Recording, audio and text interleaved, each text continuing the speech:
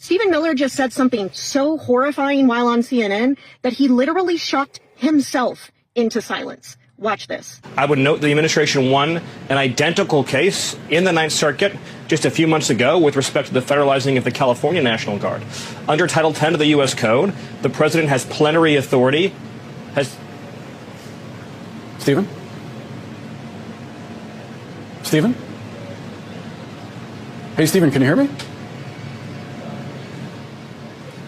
For those of you unfamiliar, plenary authority or plenary power means power that is absolute. It's power that is not subject to any checks or balances at all. It's a legal term. So, for example, in the United States, the President of the United States has plenary authority over presidential pardons. There is no one in the United States that can tell any president who they can or cannot grant a federal presidential pardon to, right? Not Congress, not the Supreme Court, no one. The president does not have plenary authority over the military because the president cannot just declare wars wherever he wants. The president cannot just deploy the military en masse and no one at all ever check him on that. That is not a plenary authority that any president has, including the current one. So the fact that Stephen Miller admitted this, you could see on his face, he knew he had up by saying that part out loud. That was very much saying the quiet part out loud, because that means that behind closed doors, the White House sees itself as having dictatorial levels of power. Having a leader